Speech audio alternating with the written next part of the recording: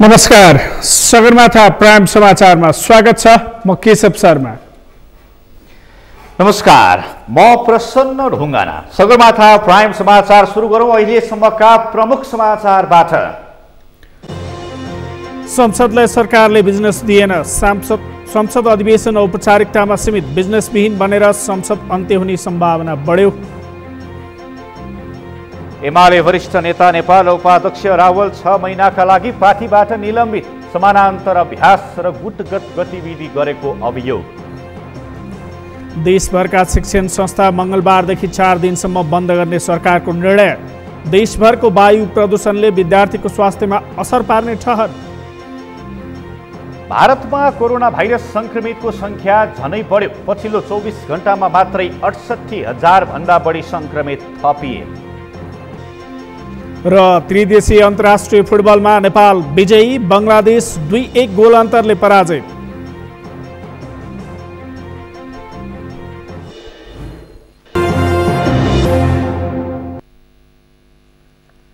Sagarmatha prime समाचार अब विस्तारमा।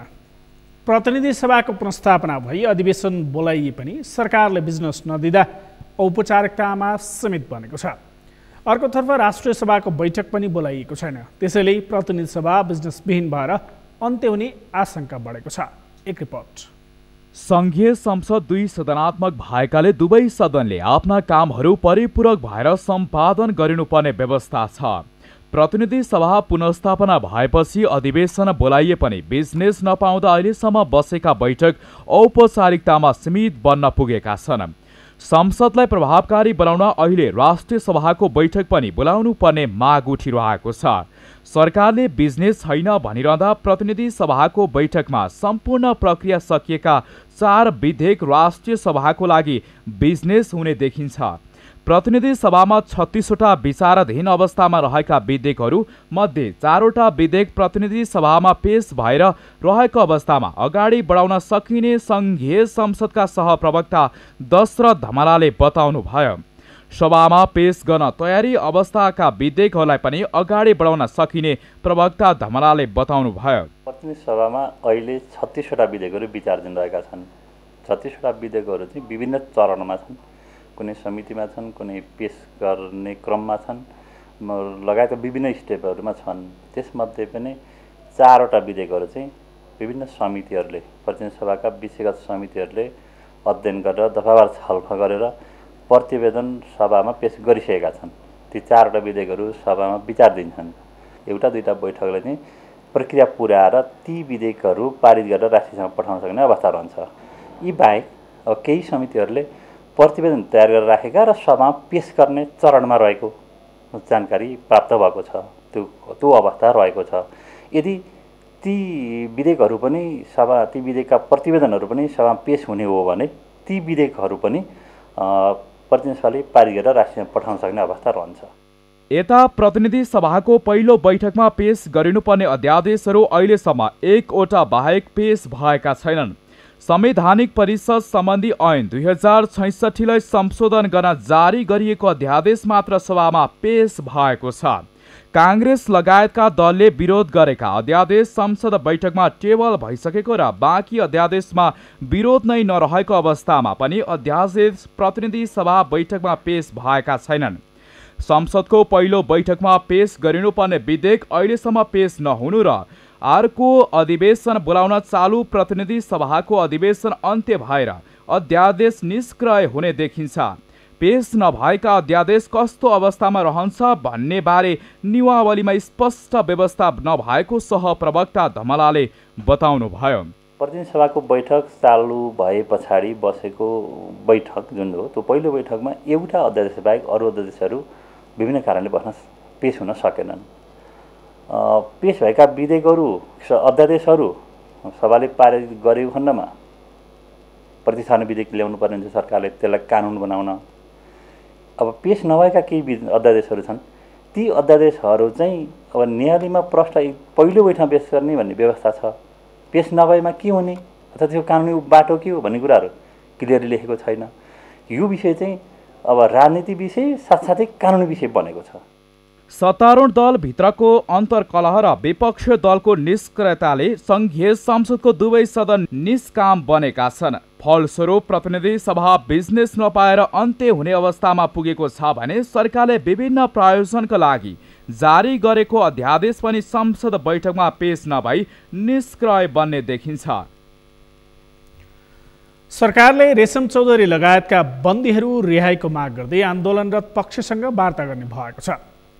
आज मन्त्री परिषदले गरेको निर्णय सुनाउन सञ्चार तथा सूचना प्रविधि मन्त्रालयमा आयोजित पत्रकार सम्मेलनमा सञ्चार तथा सूचना प्रविधि मन्त्री पार्वत गुरुङले आन्दोलनरत पक्षसँग वार्ता गर्न गृहमन्त्री रामबहादुर थापाको नेतृत्वमा 3 सदस्यीय वार्ता टोली गठन गरिएको बताउनु भएको हो। वार्ता टोलीको अन्य सदस्यहरूमा प्रधानमन्त्रीका परराष्ट्र सल्लाहकार डाक्टर राजन भट्टराई र पूर्व सांसद भगवती चौधरी रहनु भएको छ। थारू कल्याणकारी सभा, थरुहट थारूवान संयुक्त सङ्घर्ष समिति र केन्द्रीय आन्दोलन परिचालन समितिले राखेको 19 बुँदे माग सम्बोधन गर्नका लागि वार्ता टोली गठन गरिएको मन्त्री गुरुङले स्पष्ट पार्नुभयो। समिति र केन्द्रीय आन्दोलन परिचालन समितिले राखेको 19 बुँदे माग सम्बोधन गर्नका लागि नेपाल सरकारले माननीय गृहमन्त्री रामबहादुर थापाको संयोजकतामा सम्माननीय प्रधानमन्त्रीका परराष्ट्र सल्लाहकार डाक्टर राजन भट्टराई र पूर्व सांसद भगवती चौधरी सदस्य हुनुभएको 3 सदस्यीय वार्ता टोली गठन गरेको छ।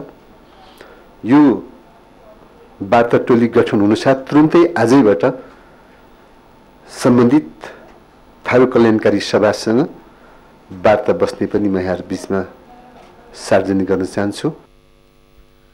आन्दोलनरत पक्षले लामो समयदेखि रेशम चौधरी लगायतका बन्दीहरूको रिहाईको माग गर्दै आएको छ।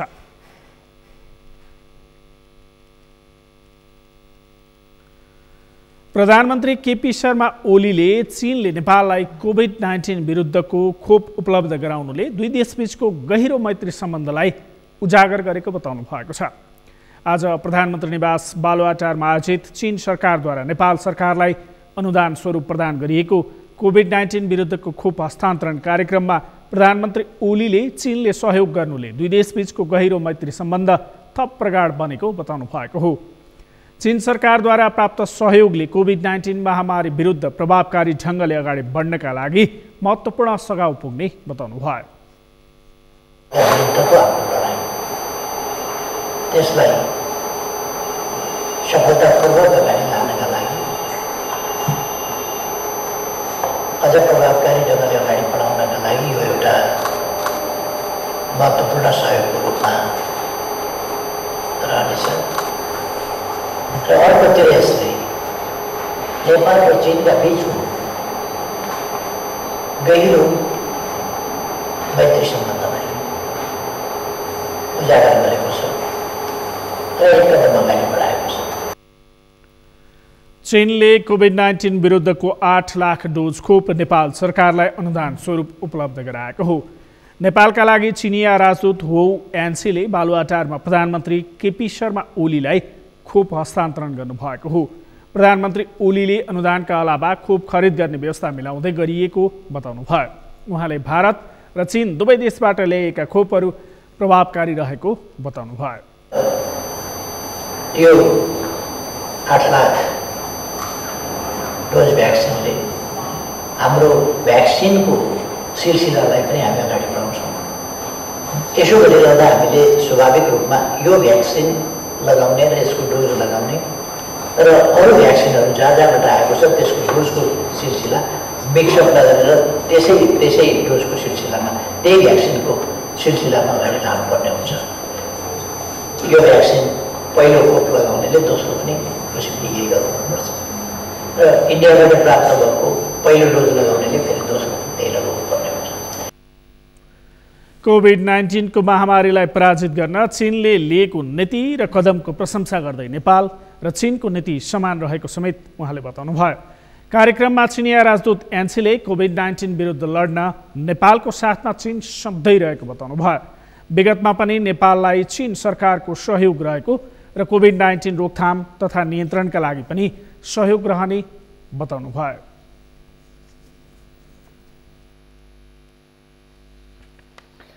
नेपालमा कोरोना संक्रमण फेरि बढ्न थालेको छ। पहिलो लहरको तुलनामा यो बेला संक्रमित सङ्ख्या झिनो रूपमै बढिरहेको भए पनि सावधानी नअपनाइए अवस्था भयावह हुन सक्ने विज्ञहरूले चेतावनी दिएका छन्। शान्ता दनुवारको रिपोर्ट। कोभिड-19 विरुद्धको खोप नेपालमा भित्रिएपछि स्वास्थ्य सुरक्षा मापदण्डको पालनामा हेलचेक्राइ हुन थालेको छ। अधिकांशले मास्क लगाउन छोडिसकेका छन् भने सार्वजनिक स्थलमा भिडभाड र सभा, गोष्ठी र सम्मेलनमा पनि आवश्यक सतर्कता अपनाइएको छैन। बसभित्र मास्कको प्रयोग भएको देखिँदैन। सडकमा पनि मानिस खुलेआम हिँडिरहेको भेटिन्छन्। जोखिम रोक्न सीमा नाकामा अपनाउनुपर्ने प्रभावकारी संयन्त्र र मुलुकभित्रै अपनाउनुपर्ने जनस्वास्थ्य मापदण्डमा लापरवाही भइरहेको चिकित्सकहरू बताउँछन्। जनस्वास्थ्यका मापदण्ड पालना नगर्नेको संख्या बढ्दै गएका कारण छिमेकी मुलुकसहित अन्य देश चाहिँ नेपालमा पनि संक्रमण फेरि उच्च हुन सक्ने चिकित्सकको भनाइ छ। भारतमा पनि संक्रमण बढेसँगै नेपाल पनि दोस्रो लहरको उच्च जोखिममा परेको छ। आम नागरिकदेखि सबै तहले कोभिड-19 को दोस्रो लहर फैलिन नदिन स्वास्थ्य मापदण्डको अनिवार्य पालना गर्न गराउन अत्यावश्यक भएको शुक्रराज ट्रपिकल तथा सर्वरोग अस्पतालका निर्देशक डाक्टर सागर कुमार राजभण्डारीले बताए। अब यो यस्तो कुरा चाहिँ अहिले हामीले भ्याक्सिन पनि लगाइसकेका छौँ। अब 2 हप्ता अगाडि हामी झन्डै एकदम डिक्लाइनिङ फेजमा थियौँ। अब तुरुन्तै अब 10-12 दिनको बिचमा हामीले फेरि बढ्दै गइरहेको छ। अब यो जिम्मेवारी भनेको स्वास्थ्यका यो जिम्मेवारी निकायहरूको मात्र नभएर हरेक नागरिक पक्षको, हरेक नागरिक र हरेक यो चाहिँ स्टेक होल्डरको एउटा छ साझा दायित्व हो। यस्तो अप्ठ्यारो परेको अवस्थामा सबैले चाहिँ आफ्नो जिम्मेवारी महसुस गरेर चाहिँ काम गर्नुपर्छ। अब यो जुन दोस्रो चाहिँ वेभ आइराखेको छ यसलाई रोक्नको लागि अझै पनि हामीले यो 1 वर्षमा धेरै कुराहरू सिकिसकेका छौँ।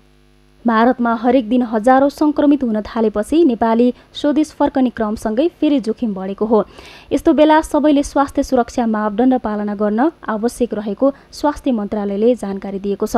नेपालमा संक्रमण बढ्न सक्ने भन्दै सभा, जुलुस, र्याली, भेला, गोष्ठी, बैठक र भिडभाड हुने व्यवसाय र कार्य नगर्न र सामाजिक भौतिक दूरी राख्नु र मास्कको अनिवार्य प्रयोग गर्न आग्रह गरेको छ। यस्तै सीमावर्ती सबै प्रदेश बिन्दुमा रहेका हेल्थ डेस्कमा स्क्रिनिङ गर्न सम्भव भए कोभिड-19 को एन्टिजेन जाँचको पनि व्यवस्था मिलाउन जिल्ला स्वास्थ्य कार्यालय र हेल्थ डेस्कलाई भनिएको छ। बाहिरबाट नेपाल आउनेहरूलाई 10 दिन क्वारेन्टाइनमा बस्न मन्त्रालयले निर्देशन दिएको छ। अब यो दोस्रो लहर चाहिँ आउने क्रम प्राय हाम्रो देशभित्रबाट भन्दा नि बाहिरबाट आउने चाहिँ देखिएको हुनाले हामीले बाहिरका बोर्डरका चेक पोइन्टहरूलाई अलि स्ट्रिक्ट गरेका छौँ। कतिपय ठाउँमा बोर्डर बन्द जस्तै अवस्था पनि छ र ओहोरदोहोरमा अब मेन बाटोबाट ओहोरदोहोर गर्ने चाहिँ कठिनाइ नै छ, किनभने त्यहाँ चाहिँ हामीले सुरक्षाकर्मी, स्वास्थ्यकर्मी बसेर चाहिँ आवत जावतलाई अनुगमन गरिरहनु भएको छ। त्यो कारणले गर्दाखेरि त्यहाँबाट आउने व्यक्तिहरूलाई हामीले यदि आइसोलेट गर्न सक्यौँ, उहाँहरू पोजिटिभ देखिएको खण्डमा आइसोलेट गरेर वा अस्पताल पुर्याउन सक्यौँ भने यो चाहिँ ठुलो हुन्छ जस्तो मलाई लाग्दैन। पछिल्लो 24 घण्टामा थप 141 जनामा कोरोना भाइरस संक्रमण पुष्टि भएको छ। देशभरका प्रयोगशालामा 3122 जनाको नमुना परीक्षण गर्दा कुल 141 जनामा संक्रमण पुष्टि भएको हो। यो सँगै कुल संक्रमित संख्या 2,76,980 जना पुगेको छ। उनीहरूमध्ये 2,72,612 जना संक्रमण मुक्त भएका छन् भने कुल 3,027 जनाको मृत्यु भएको स्वास्थ्य तथा जनसङ्ख्या मन्त्रालयले जनाएको छ। सगरमाथा टेलिभिजनका लागि क्यामेरामा सुरेन्द्र राउतका साथ शान्ता दनवार, काठमाडौँ।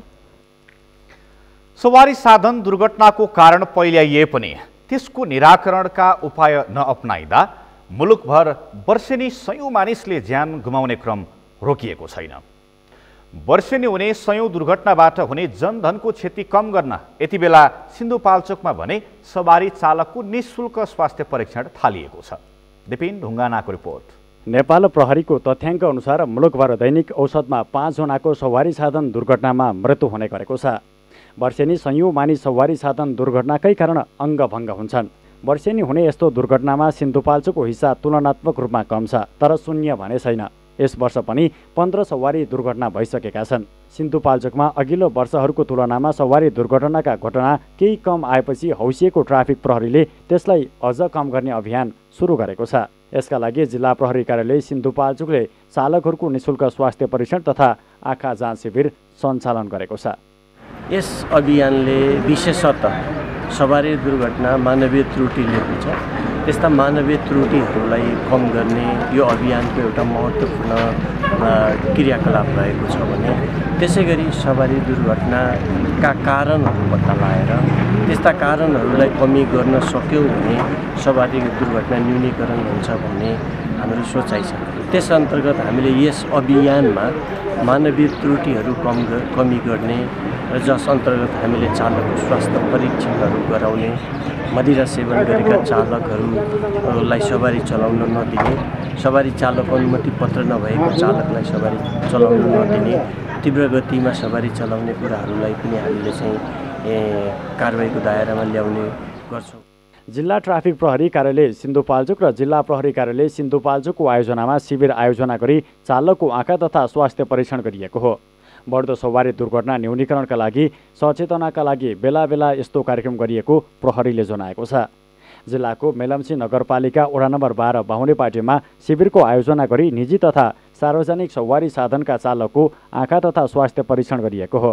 सवारी न्यूनीकरण र सचेतनाका लागि पनि यस्तो कार्यक्रम आवश्यक रहेको स्थानीयको भनाइ छ। जिल्ला प्रहरी कार्यालय सिन्धुपाल्चोक र जिल्ला ट्राफिक प्रहरी कार्यालय सिन्धुपाल्चोकले यो सवारी दुर्घटना न्यूनीकरण विशेष अभियान 2077 जुन सञ्चालन गरेको छ, यो चाहिँ एकदमै जरुरी थियो, एकदमै जरुरी महसुस गरिरहेको थियो हामीले। यो खालको कार्यक्रमहरूले चाहिँ जुन सडकमा हुने दुर्घटनालाई चाहिँ एकदमै न्यूनीकरण गर्छ भन्ने हामीले विश्वास लिएका छौँ। प्रायःजसो सवारी चालकहरूले आफ्नो स्वास्थ्य परीक्षण गराउन समेत नभ्याउने गरेको गुनासो सुनिन्छ। असहज अवस्थामा सवारी चलाउँदै पनि दुर्घटना हुने गरेको पाइएपछि ट्राफिक प्रहरीले उनीहरूको निःशुल्क स्वास्थ्य परीक्षणमा अग्रसरता लिएको हो। यसबाट चालकहरू पनि खुसी छन्। ट्राफिक पुलिसले यो आँखा चेक गर्नुभएको एकदम राम्रो छ। आएपछि काम विशेषले हामीले नभ्याउने थियौँ, अब यसो 2-4 मिनटको समय राखेर चेक गर्नुभएको छ। खुसी लाग्यो। आँखामाहरूमा रोग रहन्छ, सुगर प्रेसर सबै राम्रो एकदम खुसी लागिरहेको छ। यस्तै अभियान गराउनुपर्छ, दुर्घटना कम हुन्छ यसले गर्दा।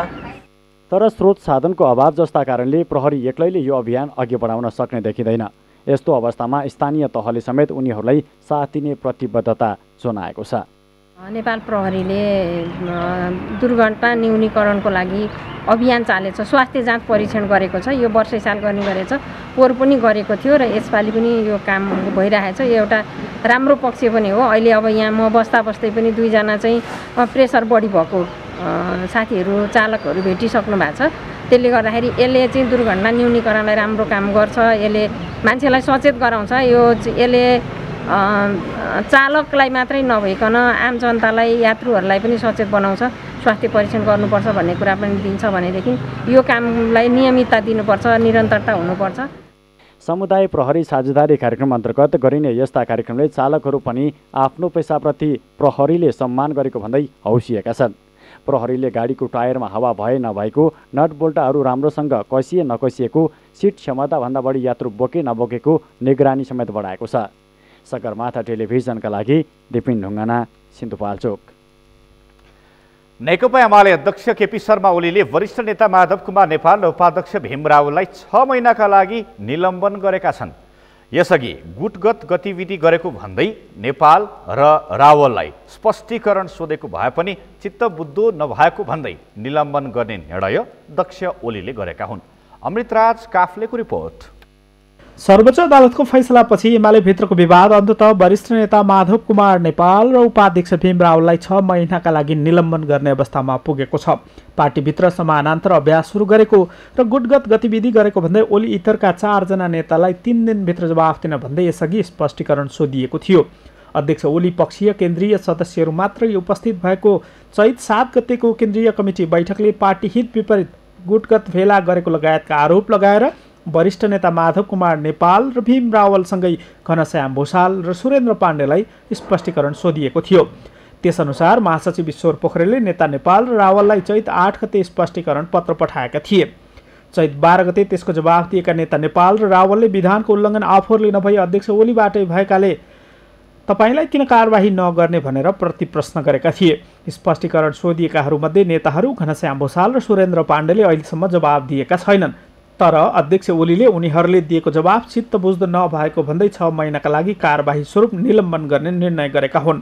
अध्यक्ष ओलीले पत्र मार्फत कारबाहीको जानकारी वरिष्ठ नेता नेपाल र उपाध्यक्ष रावललाई गराएका छन्। जुन पत्रमा गुटगत गतिविधि रोके 6 महिनालाई घटाउन पनि सक्ने तर निरन्तर जारी राखे थप कारबाही गर्ने चेतावनी समेत दिइएको छ। कारबाही गरेको जानकारी सहित पठाएको पत्रमा भनिएको छ आपराधिक क्रियाकलापहरू स्वीकार्ने, भूल सुधार गर्ने, पार्टी एकता तथा पार्टीको निरन्तर विकास र उन्नतिका लागि पार्टीमा समाहित हुने साथै विगतमा भए गरेका गलत तथा आपराधिक क्रियाकलापहरूप्रति प्रायश्चित्त गर्ने अवसरलाई त्यसै गम्भीरताका साथ लिनुको साटो तपाईँले उल्टै स्पष्टीकरण सोध्ने जस्तो अनाधिकृत र हास्यास्पद कार्य गरेको देखियो। कारबाहीको पत्र नपाइसकेको भए पनि वरिष्ठ नेता नेपालले भने कारबाही निरङ्कुश शैलीको भएको प्रारम्भिक टिप्पणी गरिसकेका छन्।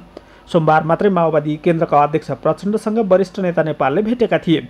अध्यक्ष ओलीको कारबाहीपछि भने एमालेभित्र विवाद थप उत्कर्षमा पुग्ने देखिएको छ। सगरमाथा टेलिभिजनका लागि क्यामेरामा सुरेन्द्र राउतका साथमा अमृत राज काफ्ले, काठमाडौँ। सगरमाथा प्राइम समाचारमा पालो भएको छ विश्रामपछि देशभरिका शिक्षण संस्था मङ्गलबारदेखि 4 दिनसम्म बन्द गर्ने सरकारको निर्णय। देशभरको वायु प्रदूषणले विद्यार्थीहरूको स्वास्थ्यमा असर पार्ने ठहर। काठमाडौँका आकाशे पुलहरू शिलान्यासमै सीमित, निर्माण कार्य समयमा सम्पन्न भएन, सडक पार गर्न सर्वसाधारण जोखिम बोल्न बाध्य। र भारतमा कोरोना भाइरस संक्रमितको संख्या झनै बढ्यो। पछिल्लो 24 घण्टामा मात्रै 68,000 भन्दा बढी संक्रमित थपिए। विश्रामपछि सगरमाथा प्राइम समाचारमा पुनः स्वागत छ। अब बाँकी समाचार। सरकारले मङ्गलबारदेखि 4 दिनसम्म देशैभरिका शिक्षण संस्था बन्द गर्ने भएको छ। आज शिक्षा विज्ञान तथा प्रविधि मन्त्रालयमा शिक्षा मन्त्री कृष्ण गोपाल श्रेष्ठको अध्यक्षतामा मन्त्रालय र अन्तर्गतका उच्च अधिकारीहरू सहभागी बैठकले मङ्गलबारदेखि 4 दिनसम्म देशैभरिका सम्पूर्ण शिक्षण संस्था बन्द गर्ने निर्णय गरेको हो। गत शुक्रबारदेखि देशभर वायु प्रदूषण बढेकाले विद्यार्थीहरूको स्वास्थ्य अवस्थालाई मध्यनजर गर्दै चैत 17 गतेदेखि 20 गतेसम्म बिदा दिने निर्णय गरिएको मन्त्रालयका सहसचिव एवं प्रवक्ता दीपक शर्माले बताउनुभयो। पूर्व निर्धारित कार्यतालिका अनुसार परीक्षा सञ्चालन गरिरहेका विश्वविद्यालयहरू तथा उच्च शिक्षा प्रदायक शिक्षण संस्थाहरूले स्वास्थ्य सजगता अपनाउँदै परीक्षाका कार्यक्रमहरू सञ्चालन गर्न सक्ने समेत बताउनु भएको छ। अवस्थाको विषयमा आज मन्त्रालयमा माननीय मन्त्रीज्यूको उपस्थितिमा मन्त्रालय र अन्तर्गतका उच्च पदस्थ अधिकारीहरूको बीचमा समीक्षा भयो र यसमा चाहिँ नि यो अवस्थाहरूलाई हामीले दृष्टिगत गर्दाखेरिमा यो स्वास्थ्य प्रतिकूलता नहोस् भन्नको लागि तत्कालका लागि सबै शिक्षण संस्थाहरू 2077 चैत्र 20 गतेसम्मका लागि बिदा दिने निर्णय गरिएको छ। अब यो अवस्थामा चाहिँ नि हामी सबै अभिभावकहरूलाई आफ्ना बालबालिकाहरूलाई घरभित्रै रहनको लागि घरभित्रै राख्नको लागि, किनभने यो बाहिर निस्केपछि स्वास्थ्यमा प्रतिकूल असर पर्छ यो धुवा धुलो को कारणले, त्यसैले अभिभावकहरूलाई चाहिँ नि आफ्ना बालबालिकालाई घरभित्रै राख्न हामी हार्दिक अनुरोध गर्छौँ। र जहाँसम्म विश्वविद्यालय र उच्च शिक्षण संस्थाका नियमित परीक्षाहरू छन्, पूर्व निर्धारित परीक्षाहरू, ती परीक्षाहरू चाहिँ यथावत नै रहनेछन्। चैत 21 गते शनिबार परेकाले आगामी आइतबारदेखि मात्रै शिक्षण संस्थाहरू खुल्ने भएका छन्। शुक्रबारदेखि काठमाडौँ सहित देशैभरिको वायुमण्डलमा प्रदूषण बढेको छ।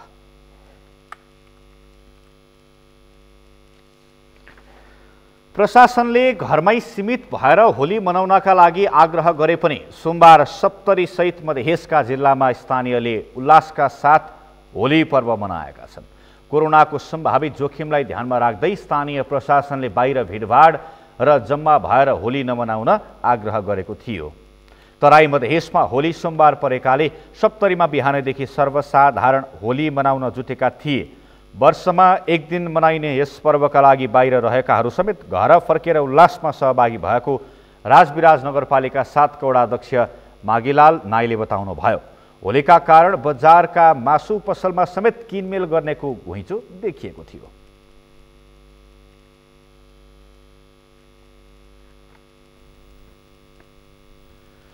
काठमाडौँ महानगरपालिकाले वर्षेनी उपत्यकाका विभिन्न स्थानमा आकाशे पुल निर्माण गर्न लाखौं बजेट छुट्याउँछ। तर आकाशे पुलको काम समयमा नसकिँदा त्यस्तो बजेट 5 वर्षदेखि फ्रिज हुँदै आएको छ। यसले एकातिर विकासै काममा सरकारी लक्ष्यलाई असर पारेको छ भने अर्कोतर्फ सर्वसाधारण जोखिम मोलेर सडक पार गर्न बाध्य छन्। अमृत ढकालको रिपोर्ट। सर्वसाधारणको बढी चाप हुने स्थानहरूमा काठमाडौँ महानगरपालिकाले वर्षेनी आकाशे पुल बनाउने भन्दै बजेट छुट्याउँछ। बजेट छुट्याए लगतै केही स्थानमा पुल शिलान्यास पनि हुन्छ, तर ती शिलान्यास भएका पुल कहिले निर्माण सम्पन्न हुन्छन् स्वयं महानगरपालिका जानकार छैन। यो वर्ष पनि महानगरपालिकाले नयाँ बानेश्वर, महाराजगञ्ज, टेकु, मित्र पार्क, सोह्रखुट्टे, शोभा भगवती मन्दिर पूर्व, भोटेवाहाल चोक र लामपाटीमा आकाशे पुल निर्माणको लागि बजेट छुट्याएको छ, तर ती पुलको काम अघि बढेको छैन। अत्याधिक चाप हुने तीनै स्थानमा पुल नहुँदा सर्वसाधारण जोखिम मोलेर सडक पार गर्न बाध्य छन्। यो मैले देखेको यो 2 वर्ष अगाडिदेखि निर्माण भएको यसम्म बनेको छैन यहाँ हैन। यो बाटो काट्न पनि धेरै अप्ठ्यारो, घर जान ढिलो, विद्यार्थी मान्छे हैन, त्यही माथि 10-15 मिनट त्यहाँ बस्नुपर्छ, जाम यस्तै हुन्छ, गाडी हिँड्न पाउँदैन। यो अलि सुधार्नु पर्यो हाम्रो नेपाल सरकारले, अब कसलाई भन्ने हो हैन। यो वर्ष महानगरपालिका आकाशे पुल निर्माणको लागि 12 करोड रुपैयाँसम्म बजेट छुट्याएको छ, तर कोरोना भाइरसको महामारी, विद्युतको तार, भूमि लगायतका कामले आकाशे पुल निर्माणमा असर पारेको महानगरपालिका बताउँछ। कतिपय ठाउँमा हामीले प्रस्ताव गरेको ठाउँहरू टेक्निकल्ली भाइबल हुँदैन हैन, भन्नाले फुटपाथको चौडाइ कम हुने, कतिपय ठाउँमा तपाईँको चाहिँ यो बिजुलीको पोलहरूले, झन्डाका पोलहरूले डिस्टर्ब गर्ने, र कतिपय ठाउँमा चाहिँ पब्लिकहरू पनि सब आफ्नो पसल अगाडि चाहिँ नभए हुन्थ्यो भन्ने किसिमका चाहिँ कुराहरू आउँछ। त्यसलाई म्यानेज गर्नुपर्ने हुन्छ। बिजुलीको पोल छ भने अथवा बिजुलीको तार छ भने त्यसलाई सार्नको लागि विद्युत प्राधिकरणसँग हामीले कोअपरेट गर्नुपर्छ। उहाँहरूले त्यसको लागि लाग्ने खर्च पनि माग्नुहुन्छ हैन। यावत समस्याका बावजुद महानगरपालिकाले 1 करोड 31 लाख रुपैयाँको लागतमा माइती घर चावाहिलमा 2वटा पुल निर्माण सम्पन्न गरेको छ, तर यी अवधिमा बाँकी 7 स्थानमा पुल बन्न सकेका छैनन्। यो समस्या चालु आर्थिक वर्षको मात्रै होइन, 5 वर्षदेखि यस्तै छ। महानगरले आकर्षी पुल बनाउने निर्दिष्ट लक्ष्य नभेटाउँदा 5 वर्षमा 20 करोड रुपैयाँ भन्दा बढी रकम फ्रिज भएको छ। विकासे काममा यस्तो नियति किन दोहोरिन्छ त? पूर्वाधारविद सूर्य राज आचार्य। एउटा नीतिगत तहका समस्याहरू छन्, कति कार्यान्वयन तहका समस्याहरू छन्, कति बजेटका समस्या छन्, कति हाम्रो प्राविधिक क्षमता भन्यो भने एउटा निर्माण व्यवसायीहरूको आफ्नै क्षमता समयमा काम गर्न सक्ने हैन, उनीहरूका कामदार कति छन्, मसिन कति छन् भन्ने भयो। अर्को चाहे नगरपालिका होस् अथवा सरकारी केन्द्रीय एजेन्सी हुन्, त्यहाँको पनि कतिपय साइटमा जाने इन्जिनियरहरू समयमा पुग्नु पर्यो, दिनु पर्यो। अब यी सबै कुराहरूले गर्दा अब यो जो ठुला प्रोजेक्टहरूका समस्या छन् आकाशे पुलमा पनि ती देखिन्छन्। जानकारहरूका अनुसार विकास निर्माणको काम प्रभावित हुनुमा नियामक निकायको अनुगमन अभाव र चारतिर ठेक्का लिएर काम अल्पत्र पार्ने ठेकदारको व्यवहार मूलभूत रूपमा जिम्मेवार छन्। सगरमाथा टेलिभिजनका लागि क्यामेरामा उत्सव वाग्लेको साथमा अमृत ढकालको रिपोर्ट। ओखलढुङ्गा र उदयपुरको सीमा नाकामा सुरक्षा निगरानीका लागि सीसी क्यामेरा जडान गरिएको छ। जिल्ला प्रहरी कार्यालय ओखलढुङ्गा र माने भन्ज्याङ गाउँपालिकाले संयुक्त रूपमा हर्कपुर सीमा नाकामा सीसी क्यामेरा जडान गरेको हो। सीसी क्यामेरा जडान गरिएपछि सीमा नाकाबाट हुने आपराधिक गतिविधिलाई नियन्त्रण र सुरक्षा व्यवस्थालाई थप कडाइ गर्न सकिने अपेक्षा गरिएको छ। ओखलढुङ्गाबाट रामहरि श्रेष्ठको रिपोर्ट। ओखलढुङ्गा सहित खोटाङ, सोलुखुम्बु र उदयपुरको प्रवेशद्वार हर्कपुर नाकामा हुन सक्ने आपराधिक घटना न्यूनीकरण गर्न 4वटा सीसी क्यामेरा जडान गरिएको छ। नाकाबाट जिल्ला भित्रने गेट तथा अन्य बजार क्षेत्रमा गरी 4 स्थानमा सीसी क्यामेरा जडान गरिएको हो। क्यामेराबाट सडक दुर्घटना, अपराध, सीमा नाकाबाट हुने चोरी निकासीलाई हर्कपुर प्रहरी चौकीबाट प्रहरीले प्रत्यक्ष निगरानी गर्ने जिल्ला प्रहरी कार्यालय ओखलढुङ्गाले जनाएको छ।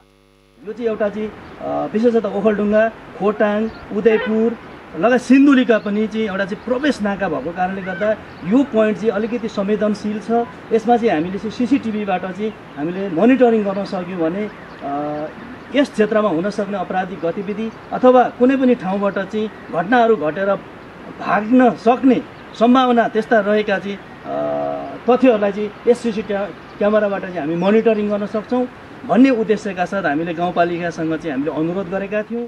प्रहरी कार्यालयको प्रस्तावमा गाउँपालिकाले करिब 4,79,000 रुपियाँ बराबरको लागतमा क्यामेरा तथा मोनिटरको व्यवस्थापन गरिदिएको हो। नाकामा सीसी क्यामेरा जडानपछि सडक सुरक्षा मात्रै नभएर अपराध नियन्त्रणमा समेत सघाउ पुग्ने स्थानीयले अपेक्षा गरेका छन्। नाकामा हुन सक्ने सडक दुर्घटना तथा अन्य चोरी निकासीका घटनामा समेत कमी आउने स्थानीयको विश्वास छ। प्रहरीको समूह पनि अलिक सानो भएको कारणले यो सीसी क्यामेरा अन्तर्गत अलिकति त्यसले केही नियन्त्रण गरिदिन्छ भन्ने आशा राखेका छौँ र गाउँघरमा चोरी चकती डकैतीहरू लुटमार यस्तो कुराहरूमा यसले टेवा पुर्याउँछ भन्ने आशा राखेका छौँ र अब दैनिकी गाडी घोडा कहाँको कतिखेर हिँड्छ सधैँ मान्छेले निगरानी गर्न सकिँदैन र सीसी क्यामेराले निगरानी गरेर रेकर्ड डाटाहरू रहने भएकोले अनुसन्धान गर्नलाई सजिलो पाटो हुने र हाम्रो गाउँघरमा अलिक सुरक्षित रहन्छ भन्ने एउटा आशा लिएका छौँ। सडक सुरक्षा र अपराध नियन्त्रण गर्ने जिम्मा नेपाल प्रहरीको मात्रै नभएर यसको जिम्मेवारी आफूहरूको समेत भएको गाउँपालिकाले जनाएको छ। गाउँपालिकाका अध्यक्ष मोतीराज राईले 2 जिल्लाको सिमानाका आफ्नो स्थानीय तहभित्र परेकाले यसको सुरक्षा जिम्मेवारी आफूहरूको समेत भएको बताए। सुरक्षाकर्मीको मात्रै होइन, हामी नागरिक समाजको पनि दायित्व हो कि शान्ति सुरक्षा कायम गर्ने हाम्रो पनि दायित्व हो, हाम्रो पनि त्यहाँ छ। होला हामीसँग फुलियो छैन होला, मासिक तलब भत्ता नआउला, तै पनि समाजलाई राम्रो बनाउनुको लागि सबै हाम्रो कर्तव्य हो। जस्तो कि हाम्रो कुनै हाम्रो गाउँमा हाम्रै बालबच्चा हाम्रै नानीहरू हाम्रै भाइ भतिजाहरू पनि फटा होलान्, उनीहरूलाई सम्झाएर बुझाएर राख्यो भनेदेखि त फडाइ त हुँदैन। गाउँपालिकाले उपलब्ध गराएको सीसी क्यामेरा हलिसी सोलर मिनिग्रिड प्रालीले निशुल्क जडान गरिदिएको हो। सीमा नाकाका विभिन्न 4 स्थानमा जडान गरिएको क्यामेरालाई बिग्रिएको अवस्थामा गाउँपालिकाले मर्मत गर्ने शर्तसहित जिल्ला प्रहरी कार्यालयलाई हस्तान्तरण गरी सञ्चालन गरिएको छ। सगरमाथा टेलिभिजनका लागि ओखलढुङ्गाबाट रामहरि श्रेष्ठको रिपोर्ट। मोतियाबिन्दु रोगका कारण वर्षौंदेखि आँखा नदेख्ने समस्याले कष्टकर जीवन बिताइरहेका म्याग्दीका ज्येष्ठ नागरिकहरूले आवाज सुनेर मान्छे चिन्नुपर्ने बाध्यताबाट मुक्ति पाएका छन्। गाउँ गाउँमा पुगेर आँखाका बिरामी पहिचान गरी निःशुल्क शल्यक्रियाको व्यवस्था मिलाएपछि दुर्गम क्षेत्रका विपन्न नागरिकलाई राहत मिलेको हो। म्याग्दीबाट सन्तोष गौतमको रिपोर्ट। सामाजिक र मानवीय सेवामा क्रियाशील लायन्स क्लबले बेनीमा 2 दिनसम्म सञ्चालन गरेको शिविरमा 112 जना मोतियाबिन्दुका बिरामीको शल्यक्रिया गरिएको छ। पर्वतको जलजला गाउँपालिकाको मलाजा र म्याग्दीको 6वटा स्थानीय तहमा सञ्चालन भएको आँखा उपचार शिविरमा 2200 जनाको आँखा परीक्षण भएको थियो। गाउँमा सञ्चालित शिविरमा पहिचान भएका मोतियाबिन्दुका बिरामीको सदरमुकामको बेनी अस्पताल परिसरमा शिविर सञ्चालन गरेर निःशुल्क शल्यक्रियाको व्यवस्था गरिएको हो। यो चाहिँ आर्थिक अभावको कारण आफ्नो दृश्य गुमाएर आँखा अन्धकारमा चाहिँ गुमलिएर बसिरहनु परेको अवस्था छ। ती ग्रासरुटका मान्छेहरूलाई पुनः आँखा देखाउने हाम्रो मूल लक्ष्य। हामीले चाहिँ म्याग्दी जिल्लाको 6वटा स्थानीय तह र जलजलाको गरेर हामीले 12 ठाउँमा चाहिँ आँखा जाँच गरेका थियौँ, करिब 2200 जनाको, र त्यहाँ 112 जनाको मोतियाबिन्दु पहिचान भएको थियो।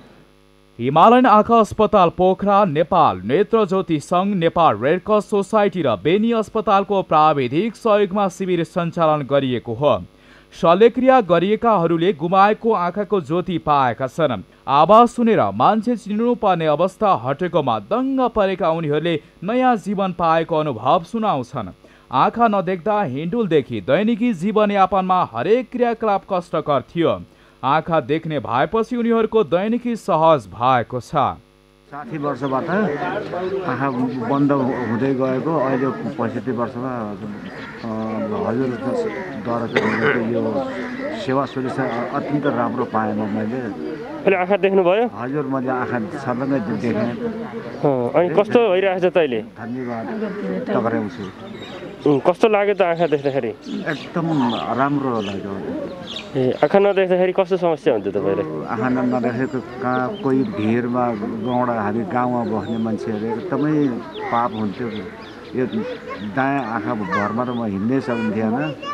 अहिले यो आँखा खोलेर चाहिँ म यस्तो भयो कि मेरो त एउटा जिन्दगी अर्को जिन्दगी सुरु भयो होला जस्तो लाग्छ। आँखा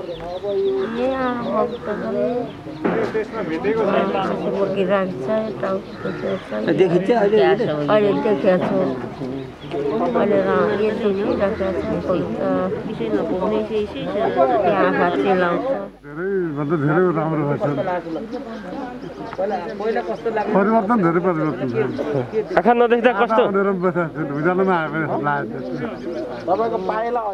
ग्रामीण क्षेत्रका स्वास्थ्य संस्थामा आँखा उपचार सम्बन्धी सुविधा नहुनु, आँखाको स्याहार सुधारमा ध्यान नदिनु, गरिबी र विपन्नताका कारण मानव शरीरको महत्त्वपूर्ण अङ्ग आँखाका बिरामी बढेका छन्। भौगोलिक रूपमा विकट बस्तीका विपन्न नागरिकमा आँखा उपचारको लागि पोखरासम्म पुग्ने आर्थिक र चेतनाको अभाव छ। समयमै मोतियाबिन्दुको समस्या पहिचान उपचार गर्न नसकेर कतिपयले जलबिन्दु भएर जीवनभर आँखाको ज्योति गुमाएका छन्। जिल्ला दुर्गम जिल्ला हो। यसको भूगोलको हिसाबले अति दुर्गम भएको र यहाँ गरिबी पनि त्यस्तै छ। चेतना र गरिबी भूगोल यी तिनवटा कारणले गर्दाखेरि यहाँ जिल्लामा बढीभन्दा धेरै परिवार, धेरै वृद्धहरूको आँखामा समस्या देखिएका छन्।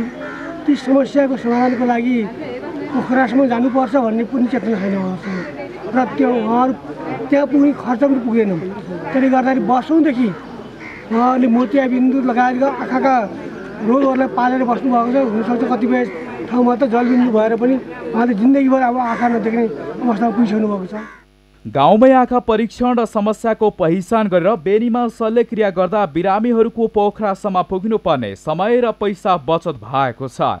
बेनीमा बेनी अस्पताल, नेत्र ज्योति सङ्घ तथा मालिका गाउँपालिकाको केन्द्र दरवाङ आँखा उपचार केन्द्र सञ्चालन भएको छ।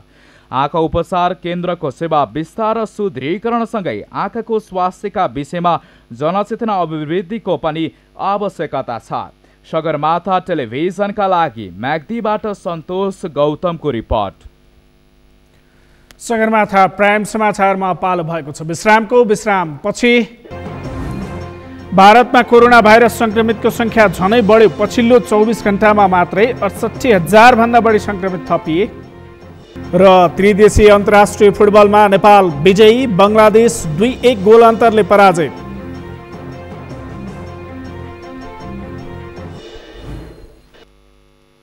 अब पालो अर्थ समाचारको। अर्थ समाचारका प्रायोजक हो आफ्नो विश्वास हो त्रिशक्ति सिमेन्ट। डिस होमले आफ्ना ग्राहकलाई निःशुल्क इन्टरनेट सेवा पनि उपलब्ध गराउने भएको छ, तर यो सुविधा शर्तसहित निश्चित मात्राको हुनेछ। डिस होमको रिचार्ज गर्दा 10 Mbps इन्टरनेट निःशुल्क उपलब्ध गराइने कम्पनीले जनाएको छ। यो सेवा डिस होम फाइबर नेट उपलब्ध भएको क्षेत्रमा कार्यान्वयनमा ल्याइने कम्पनीले जनाएको छ। कम्पनीले मासिक, त्रैमासिक, अर्धवार्षिक र वार्षिक रिचार्ज गर्ने ग्राहकका लागि 10, 25 र 40 Mbps को इन्टरनेट निःशुल्क उपलब्ध गराउन लागेको हो।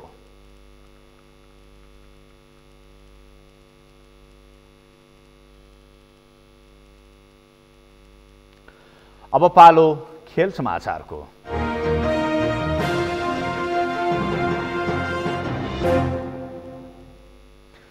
घरेलु टोली नेपाल 3 नेसन्स कपको च्याम्पियन बनेको छ। त्रिपुरेश्वर स्थित दशरथ रङ्गशालामा सोमबार भएको फाइनलमा चिर परिचित प्रतिद्वन्दी बङ्गलादेशलाई 2-1 गोल अन्तरले पराजित गर्दै नेपाल 3 नेसन्स कप च्याम्पियन बनेको हो। नेपाललाई च्याम्पियन बनाउन सञ्जोक राई र विशाल राईले गोल गरे। दुवै गोल पहिलो हाफमा सम्भव भएको थियो। च्याम्पियन बनेसँगै नेपालले $5,000 प्राप्त गरेको छ। नेपालले सन् 1984 पछि घरेलु मैदानमा पहिलो उपाधि जितेको हो। त्यतिबेला दक्षिण एसियाली खेलकुद महासङ्घ सागमा बङ्गलादेशलाई हराएको थियो। समग्रमा नेपालको यो 5औं उपाधि हो। यसअघि नेपालले सन् 1984 र 1993 को साको पुरुष फुटबल, 2016 मा मलेसियामा भएको AFC सोलिडारिटी कप र 2016 मै बङ्गलादेशमा भएको बङ्गबन्धु कप जितेको थियो। प्रशिक्षक बालगोपाल महर्जनको कप्तानीमा गत वर्ष नेपालले साको उपाधि जितेको थियो।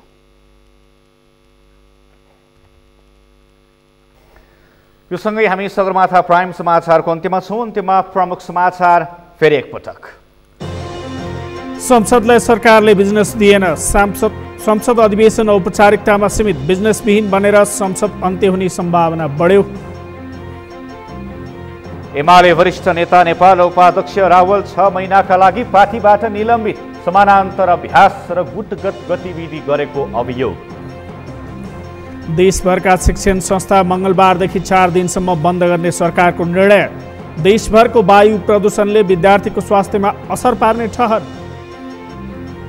भारतमा कोरोना भाइरस संक्रमितको संख्या झनै बढ्यो। पछिल्लो 24 घण्टामा मात्रै 68,000 भन्दा बढी संक्रमित थपिए। र त्रिदेशीय अन्तर्राष्ट्रिय फुटबलमा नेपाल विजयी, बङ्गलादेश 2-1 गोल अन्तरले पराजय।